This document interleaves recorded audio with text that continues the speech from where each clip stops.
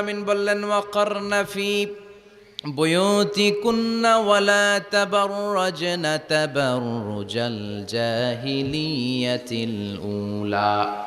ও আমার বান্দারা, ও আমার বান্দিরা, তোমরা ঘরে অবস্থান করো, ঘর থেকে বের হবে না প্রয়োজন ছাড়া। আর জাহিলি যুগের নারীদের মতো নিজেদের সৌন্দর্যকে প্রকাশ করে বের হবে না। কথাটা কার? বলো, কথা কার? আল্লাহর বাণী। আমার বান্দিরা, তোমরা ঘরে অবস্থান করবে, আর জাহিলি যুগের নারীদের মতো নিজেদের বিউটি, সৌন্দর্যকে এক্সপোজ করবে না, দেখিয়ে বেড়াবে না। ঘরের মধ্যে তোমাদের অবস্থান, তার মানে নারীর মূল আবাস কেন্দ্র হলো ঘর। পুরুষ থাকবে বাইরে, পুরুষ কাজ করতে যাবে, চাকরি করতে যাবে, সমাজে নেতৃত্ব দিতে যাবে, রাতের বেলা বিশ্রামের জন্য ঘরে আসবে। আর নারী সারাদিন সারা সময় ঘরে থাকবে, ডাক্তারের কাছে যাওয়ার জন্য ঘরের বাইরে যাবে, জরুরি প্রয়োজনে ঘরের বাইরে যাবে, ঠিক কিনা? তাহলে ঘরটা বেসিক্যালি নারীদের, ঘর নারীদের দখলে, আর বাহিরটা আমাদের দখলে। এটা হচ্ছে আল্লাহর দেয়া সিকোয়েন্স। সুবহানাল্লাহ পড়ে। কিন্তু নারীরা এখন ঘর থেকে বাইরে বেরোতে শুরু করেছে। আল্লাহ সিকোয়েন্স দিলেন নারী থাকবে ঘরে, পুরুষ বাইরে। আমরা উল্টায় ফেলছি, এখন আমরা থাকি ঘরে, নারীরা চলে গেছে বাইরে। এজন্য জ্বালা যন্ত্রণা ফ্যামিলির ভিতরে বেশি না কম? আমি বলে থাকি যে নারীরা দুই জায়গায় খুব বেশি যায়, হুমড়ি খেয়ে পড়ে। এক যায় বাজারে, দুই যায় মাজারে, ঠিক কিনা? মাজারে যায় অনেক। এজন্য মায়েরা যারা এতদিন মাজার কেন্দ্রিক ছিলেন, এই অভ্যাসকে আপনারা পাল্টে ফেলেন। মাজারেও যাবেন না, বাজারেও যাবেন না। জরুরি প্রয়োজনে হিজাব মেনটেন করে বাজারে যাওয়া যেতে পারে, কিন্তু এই কাজটা মূলত পুরুষদের। কাদের? কথা বলেন। এজন্য আল্লাহ বললেন ওয়াকারনা ফি বুয়ুতিকুন, নারী তোমরা ঘরে থাকো। কিন্তু ঘরে না থেকে এখন বাজার কেন্দ্রিক, মাজার কেন্দ্রিক, ঘরে থাকতে চায় না। ঘরেই যে আল্লাহ কত দায়িত্ব দিয়েছে নারীদের। এক একটা ঘর এক একটা ফ্যামিলি, এক একটা ফ্যামিলি এক একটা ইনস্টিটিউশন, প্রতিষ্ঠান। আর এই প্রতিষ্ঠানের এমডি, ম্যানেজিং ডাইরেক্টর হচ্ছে এক একটা মহিলা। চিল্লা এখন, ঠিক কিনা? রব্বুল আলামিন নারীদেরকে ঘরের এমডি বানালেন, বাড়ির এমডি, ম্যানেজিং ডাইরেক্টর। অনেক কিছু ম্যানেজ করতে হয়। ফুড ম্যানেজমেন্ট জানা লাগে, কুকিং ম্যানেজমেন্ট জানা লাগে, রেয়ারিং আপ দ্য চিলড্রেন জানা লাগে, ডিপ্লোমাসিও জানা লাগে। কেমন করে রান্না করবে এটা জানতে হয়, কেমন করে ঘরকে ক্লিন রাখবে জানতে হয়, কেমন করে ছেলে মেয়েকে লালন পালন করতে হবে জানতে হয়, কেমন করে স্বামীর মন জুগিয়ে শাশুড়ির মন জুগিয়ে চলতে হয় সেটাও জানতে হয়। এটার বলে ডিপ্লোমাসি। কূটনৈতিক জ্ঞান না থাকলে আরেক বাড়ির মাইয়া নতুন এক বাড়িতে যাইয়া সবার সাথে মিলেমিশে চলতে পারে? কথা কন। তো আপনার ডিপ্লোমেসি জানা লাগে, আপনার food management, cooking management, washing management, rearing up the children, চিলড্রেনদেরকে কিভাবে বড় করতে হয় এটা জানতে হয়। তো এত দায়িত্ব ধুইয়া, আপনার ম্যানেজিং ডাইরেক্টরের দায়িত্ব ধুইয়া আপনি বাইরে যান কেন? কথা বলেন। এজন্য আল্লাহ বললেন ওয়াকারনা ফি বুয়ুতিকুন্না, ঘরে থাকবা। ঘরে থাকলে ওই ঘরটারে বরকতময় করে দেয় কে? আল্লাহ। দেখবেন যেই ঘরে নারী থাকতে পারে না, ওই ঘরটা উস্কো খুস্কো, রুক্ষ, ভালোবাসার ছোঁয়া নাই। ওই ঘরের মধ্যে মাধুর্যতা নাই, প্রেম নাই, মমতা নাই, সব কেমন যেন অগোছালো। কারণ নারীর হাত পেলে একটা ঘর যেরকম সুন্দর হয়, নারীর হাত না লাগলে ঘরটাকে ওই রকম সুন্দর করে সাজানো যায়।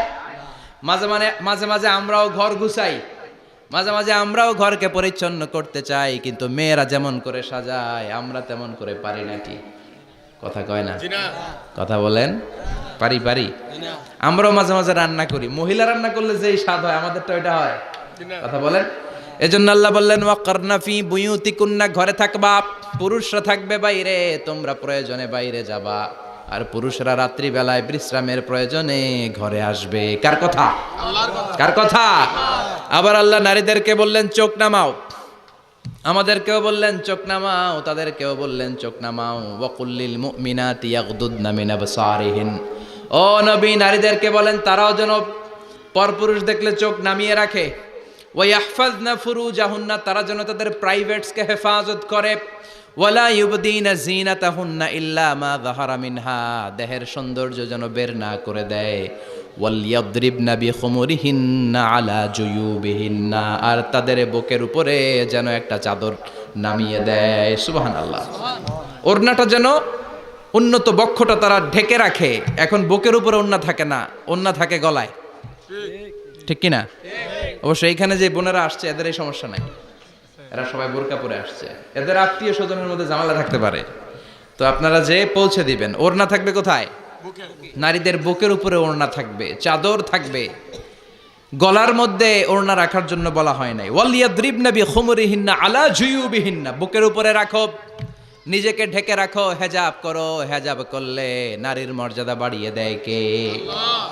সম্মানিত বোনেরা, নারী স্বাধীনতার কথা যারা বলে টেলিভিশনে, এগুলো শুনে আপনারা ভড়কে যাবেন না, এগুলো শুনে আপনারা পাগল হবেন না। মনে রাখবেন, হেজাব আপনার অধিকার, হেজাব নারীর অধিকার, এটা নারীর সৌন্দর্যের প্রতীক। হেজাব নারীর আভিজাত্যের প্রতীক। হেজাব নারীর সৌন্দর্যের প্রতীক, আভিজাত্যের প্রতীক, তার রূপের প্রতীক। এটা তার অধিকার। চিৎকার করে বলেন ঠিক কিনা? কেমন করে হেজাব দেহ থেকে সরাতে হয়, কেমন করে দেহ থেকে কাপড় নামানো যায়, এটা হইল শয়তানের মিশন। এটা কি? শয়তান যখন নিষিদ্ধ ফল সাইয়েদনা আদম আর হাওয়া আলাইহিস সালামকে খাইয়ে দিল, সাথে সাথে জান্নাতের কাপড় পড়ে গেল। জান্নাতেও কাপড় খুলে দিল, দুনিয়াতেও খুলে। ঠিক কিনা? শয়তানের মিশনই এইটা। কাপড় যত কমানো যায়, কাপড় যত কমানো যায়। এজন্য খবরদার, আপনারা অনেক সম্মানিতা। খেয়াল রাখবেন, পৃথিবীতে যে জিনিসের মর্যাদা যত বেশি, সম্মান যত বেশি, যেটা যত বেশি দামি, ওইটা তত বেশি প্যাকেটের ভিতরে থাকে। ঠিক কিনা? ঝিনুকের ভেতরে থাকে মতি, মতি খোলা থাকে না। স্বর্ণ অলংকার, স্বর্ণের দোকানে যখন যাবেন দেখবেন শাটারের সামনে এত বড় বড় তালা, অন্য দোকানে এত মোটা তালা নাই। আবার যেখানে গ্লাস ফিটিং করা স্বর্ণ রাখা হয়, ওইখানেও কয়েকটা লকার সিস্টেম আছে না নাই? ঘরে যখন আমরা অর্নামেন্টস রাখি, গহনা রাখি, ঘরের সবচেয়ে গোপন কক্ষের ভেতরে, গোপন আলমারির ভেতরে, গোপন সিন্ধুকের গোপন ড্রয়ারের ভেতরে কয়েকটা তালা মেরে স্বর্ণ রাখি। জোরে কোন ঠিক কিনা? 50,000 টাকার বান্ডিল নিয়ে যখন রাস্তায় বেরোই, কেউ হাতে নিয়ে বেরোয় না, এমনি দেখায় দেখা যায় না। এই যে দেখেন 50,000। কখনো কাউরে 1,000 টাকার নোট ধরেন, এটা 1,000 টাকার নোট। কয় হাজার টাকার নোট? কথা কয় না? 1,000 টাকার নোট। এটা কাউরে দেখবেন যে 1,000 টাকার নোটটারে এইভাবে কইরা এদিকে অর্ধেক আর এইভাবে এইভাবে রেখে রাস্তায় হাঁটতেছে। কোনো পাগলও হাঁটবে? কোনো পাগলও হাঁটে না, কারণ দামি জিনিস। এটার হেজাব লাগবে, এটা নেকাব লাগবে, এটাকে প্যাকেট করতে হবে, এটাকে প্রিজার্ভ করতে হবে। এজন্য যে নারীরা হেজাব করে তারা কোনোদিন ইফটিজিং এর শিকার হয় না। চিল্লায় বলো ঠিক কিনা? হেজাব যারা করে তারা বিপদে পড়ে না, কারণ হেজাব পরলে এক একটা নারীকে জান্নাতের হুর পরীর মতো লাগে। ঠিক কিনা? সম্মানে মাথাটা নিচু হয়ে আসে, তাকাতে গেলেও ভয় লাগে। আল্লাহু আকবার! কি সম্মান আল্লাহ দিলেন। এজন্য আমার মায়েরা বোনেরা, আপনাদের সম্মান রব্বুল আলামিন হেজাবের ভেতরে রেখেছে। হেজাব হচ্ছে আপনার সিকিউরিটি। হেজাব কি? এটা আল্লাহর দেয়া আপনার জন্য সিকিউরিটি। আপনি আপনার সিকিউরিটিকে নষ্ট করতে পারবেন।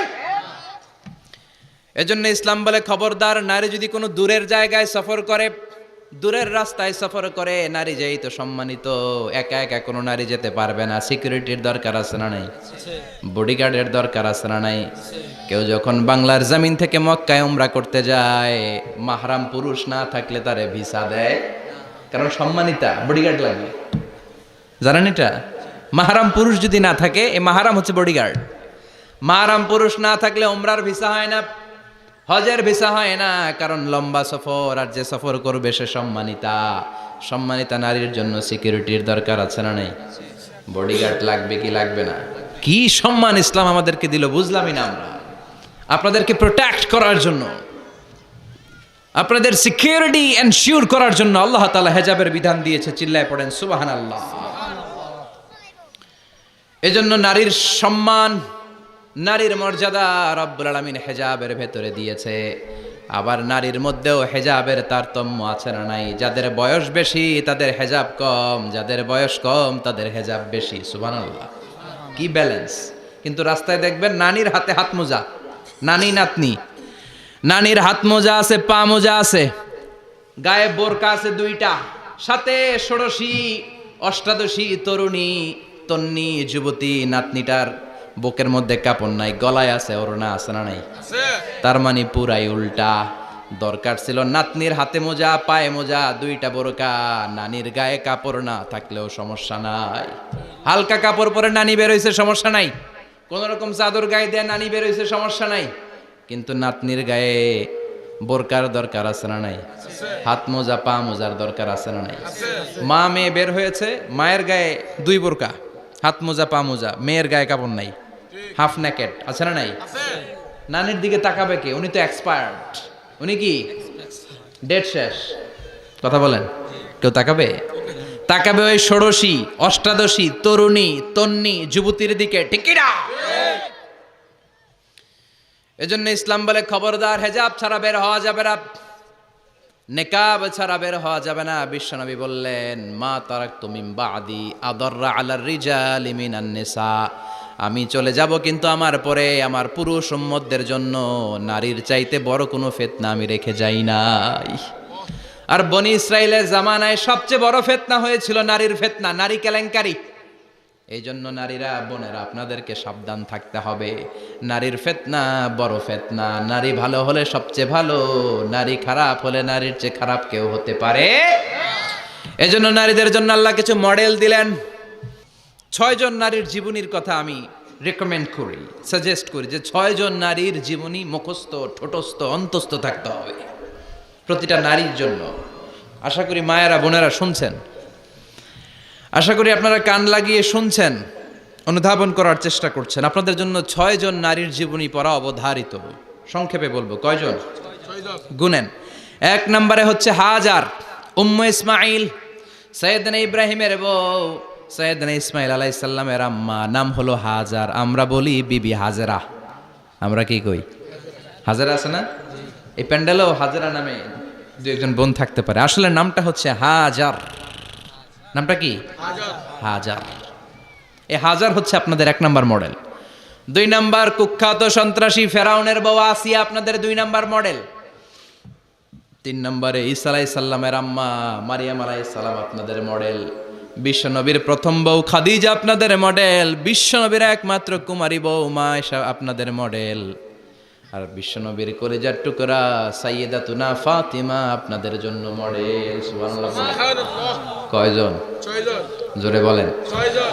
ফাতিমা রাদিয়াল্লাহু তাআলা আনহা বিশ্বনবীর কলিজার টুকরা। চাচাতো ভাই আলীর সাথে বিয়ে হলো। আলী যখন প্রস্তাব দিল ফাতেমার কাছে, যে বলে, ও ফাতেমা রাজি আছো কিনা? চুপচাপ, কথা কয় না। বিশ্বনবী বুঝলেন রাজি, 2 জনকে বিয়ে পড়িয়ে দিলেন। বিয়ে পড়িয়ে 2 জনকে দাঁড় করিয়ে দিয়ে বিশ্বনবী অজু করলেন। অজু করার পরে সামান্য কিছু অজুর পানি ছিল, আলীর মাথার মধ্যে ছিটিয়ে দিলেন, বরকতের পানি। সুবহানাল্লাহ কইবেন না? সুবহানাল্লাহ। অজু করে সাইয়েদনা আলীর মাথার মধ্যে ছিটিয়ে দিলেন আর দোয়া করে দিলেন, বারাকাল্লাহু লাকুমা ওয়া বারাকা আলাইকুমা ওয়া জামাআ বাইনাকুমা ফি খাইর। আল্লাহ তোমাদের 2 জনকে বরকত দিয়ে দাম্পত্য জীবন শুরু করার তৌফিক দান করুক। আবার দোয়া করলেন, আল্লাহুম্মা বারিক লাহুমা ফি বিনাইহিমা, ওদের সম্পর্কে বরকত দেন। ওয়া নাসালিহিমা, শিবলিহিমা, ওদের গর্ভে যে সন্তান আসবে এগুলোর শ্রেষ্ঠ সন্তান বানান। 1 বছরের ব্যবধানে ঘরটাকে আলোকিত করে প্রথম সন্তানের জন্ম হাসান। সুবহানাল্লাহ। হাসান রে বিশ্বনবী এত আদর করেছেন, বিশ্বনবীর কাছ থেকে এত আদর কেউ কোনোদিন পায় নাই। হাসান রে বিশ্বনবী ডাকতেন লুকা। বুখারীর বর্ণনা। শব্দটা কি? লুকা। লুকা মানে পিচ্ছি। ছোট বাচ্চাদেরকে আপনারা কি কন? পিচ্ছি। আরে পিচ্ছি তো আমি কইছি, আপনারা কি কন? নাগাইশে কি বলেন? বাচ্চা। বাচ্চা বলেন, বাবু বলেন, আর কিছু কি বলেন? আর কিছু নাই। তাহলে এই যে বাবু পিচ্ছি, হ্যাঁ, এই বাবু পিচ্ছি আরবি হচ্ছে লুকা। বিশ্বনবী ফাতেমার ঘরে এসে বলতেন, আইনা লুকা, পিচ্ছিটা কই রে? আমার হাসান কই, আমার নানা ভাই কই? আর বিশ্বনবীর আওয়াজ শুনলে হাসান এসে বিশ্বনবীর কাঁধে। আল্লাহু আকবার। বিশ্বনবী বলতেন, ফাতেমা আমার কলিজার টুকরা, যে ফাতেমারে কষ্ট দেয় সে আমারে কষ্ট দেয়, ফাতেমারে আনন্দ দেয় মানে আমি বিশ্বনবীরে আনন্দ দেয়। এই ফাতেমা সব সময় পর্দায় থাকতেন, দিনের বেলা বেরোতেন না, সারা দিনে টয়লেট করতেন একবার, সেটাও করতেন রাত্রে, যাতে দিনের বেলা কেউ তারে না দেখে। কি ব্যালেন্স লাইফ, কি ব্যালেন্স লাইফ! রাতে একবার টয়লেটে যাওয়া মানে কি সারা দিন খাওয়া দাওয়া এরকম ব্যালেন্স করে করতেন। কেউ দেখতে পারে নাই ওনারে, কেমন ছিল কেউই জানতো না। এমন ভাবে চলাফেরা করতো, কোনো পুরুষদের সামনে দিয়ে কখনো যেতেন না। এজন্য ইন্তেকালের আগে আলীকে বললেন, আলী বিশ্বনবীর ওসিয়ত অনুযায়ী কিছুদিন পরে আমি আমার বাবার সাথে সাক্ষাৎ করব। এন্তেকালের সময় বেশি লোক আমার জানাজাতে আসার দরকার নাই, নিজেরা দোয়া করে দিলে চলবে। আর আমার জানাজার খাটিয়ার উপর দিয়ে বিশাল একটা বোরকা দিয়ে দিও। এটার আরবিতে বলে নাউশ। কি বলে? এই প্রথম কোন নারী তার খাটিয়ার উপরে নাউশ ব্যবহার করেছে, জন্য এটাকে বলে সুন্নাতু ফাতিমা, ফাতেমার সুন্নাত। সাইয়েদাতুনা ফাতেমার আগে কেউ জানাজার খাটিয়াতে নাউশ ব্যবহার করে নাই। আল্লাহু আকবার। আলীকে বলে গেলেন, আলী অল্প কয়েকজন পুরুষ নিয়ে জানাজা দিও, বেশি মানুষের কাছে আমার নিও না। দুনিয়ার বুকে আমি লুকিয়ে লুকিয়ে চলতাম, মরার পরে লুকিয়ে লুকিয়ে আল্লাহর কাছে চলে যেতে চাই। পুরুষদের সামনে আমার নিও না। ও মা, এই ফাতেমার জীবনী থেকে আপনার জন্য শিক্ষা হলো পর্দা। সব সময় এই পর্দাটা দেহে থাকার দরকার আছে না নাই? রাজি আছেন তো? তাহলে